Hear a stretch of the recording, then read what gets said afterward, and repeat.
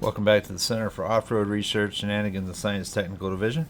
And today we're going to look at the stock shocks on the SCX24. And one thing you notice is they instantaneously unload when you have the load off of them. It'll snap to the full extension.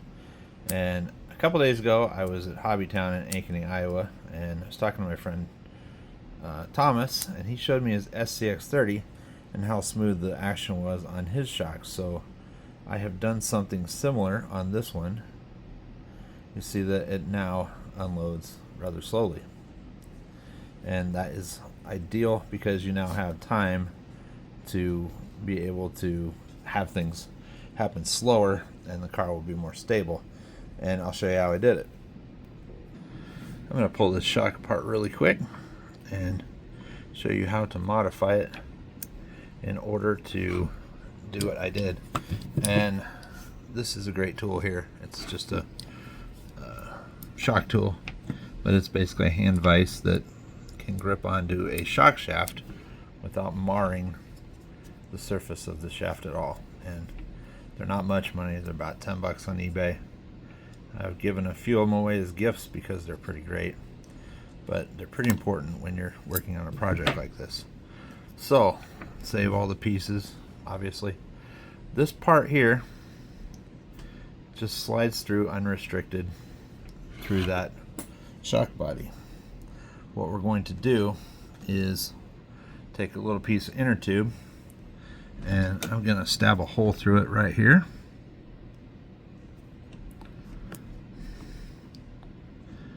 Then I'm going to take the piston rod from the shock, shove that through the hole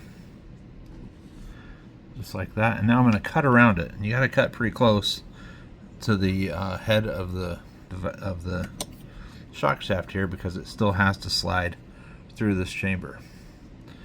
So I'll do that real quick. I'll cut it. Alright, you can see that I left a circle there, and that is essentially an O-ring now that I've cut out of that inner tube. And you will lose the up travel of the shock, the thickness equal to the thickness of this bicycle inner tube, and I'm thinking that it's somewhere probably 0.8 millimeters up travel. And I wish I had green slime. I have some somewhere. I don't know where it is, so instead I'm just using Traxxas silicone grease, and it works pretty good. But you have to really cut close, I mean, to this little shock head, or else it's going to be too big to slide through the chamber. But I'm going to throw some grease on that. I'm going to go kind of crazy with it. Grease on the shaft. It always works better if it's kind of greased up. So I got that. I'm going to reassemble the shaft. Just shove this right in there on my put that right in, work that back and forth a few times, and now I can feel there is some shock dampening occurring. It's sort of a friction shock with grease. I'll put this back together and I'll show you what it does. This is the reassembled shock. Watch this. That is nice. Smooth action. I can still get full articulation out of it. I have, like I said, lost the thickness of this bicycle inner tube, probably 0.8 millimeters of extension. It no longer naturally goes to complete full extension without preloading the spring a little bit, but I can do that if I need to. Just put collars back here, you know, a zip tie around it or something, and preload the spring as much as I need to if I need it to go to full extension. But I'm going to put this on the truck here. This is my first ever SCX24 that I bought, and you've seen this one built, and it's a pretty great truck. But I'm going to do all the sections of that, all four around. I've also done it on the back side, and this uses a double barrel shock here, and I actually stacked two washers that I created out of inner tube on the inner cylinder here. So there's two that prevent this from sliding. And what it does is it slows down the unloading of the rear axle for descending, and that is pretty great because it will delay the front flip from happening. Isn't that nice? I love that action.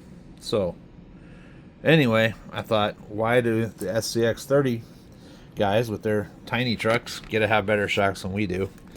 And now we have shocks that are basically equal to theirs if you do this little trick to it. But I like stock shocks. I know a lot of people don't because they don't have any motion dampening, but now they do. Before we take this over to the rock course, I'm going to tell you the philosophy that I have behind this. I want this to dampen articulation but not limit it. I just want it to slow everything down. It's not meant to limit anything. I can still get full articulation on the entire truck, so that is good. On the back here, one thing I would like to see is on steep downhills, this used to have no resistance and it would just pop all the way like this, and when that suspension unloads completely, it causes the truck to tip forward more, and it can cause it to flip over prematurely than if it did not have this double barrel shock. But I think the double barrel on this corner only is beneficial. So what I want to see is on steep downhills that when it extends, it's only going to extend to the end of the gold, and if it extends more like this, it's more likely to tip over. But we'll take it out and have a look at what it does over there. But like I said, it's not limiting it, it's just dampening the articulation. I can still get full articulation on every corner. This is the new course for this year. I'm really happy with it, and I thought we'd just start right at the top here at the helipad and see how it does. This is about a 45-degree downslope, so I just want to see how it does with that rear shock, if it fully unloads at that angle or not. And it has unloaded to the gold, where previously the back of this truck would have been up in the air because that rear shock would have fully extended. So it is providing enough friction there, enough dampening, that it was able to keep it down. I'm sure it'll climb up it. The reason I run a double barrel only on the driver's side is, you'll see when I climb this right here, the torque twist pushes towards that double barrel, and it's not going to cause the truck to want to flip over because that's the side it's already pushing towards. So it's not hyperextending anything, and it hurts nothing to have it in that one corner. In fact, it's completely compressed on the climb. So that's why I do a double barrel on the right rear.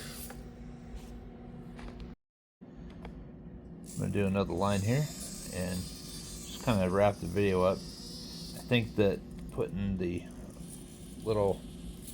making the rubber grommets, O-rings, whatever you want to call it, for the shocks really has helped it. The body is not uncontrolled like it used to be.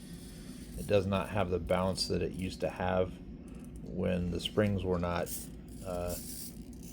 when they had nothing kind of controlling them or preventing them from bouncing.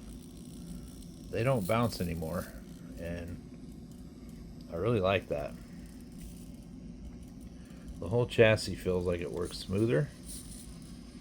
Let's see if I can't pull this up here.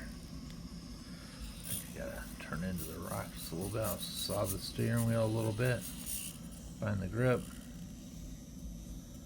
See if I can't saw it again. Oops. I just need to bring that nose to the right a little bit, or else I'm gonna put it on its back. Maybe I'll try it anyway. See if it'll pull this line with it pointing straight up in the air. I think that did great.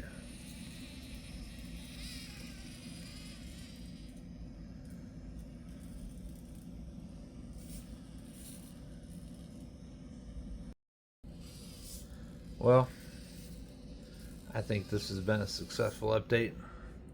Modification, it's working well, and I think this is going to be something I do to the rest of my trucks, because it literally costs almost nothing, and it's very effective because this didn't bounce. The bounciest truck I have is actually my Deadbolt, and I'm going to do that to the same thing to it, but I'm going to wait until I have my green slime, so probably have to order some new, but I'll keep looking here. I know I have some within 10 feet of me right now. I just can't put my hands on it.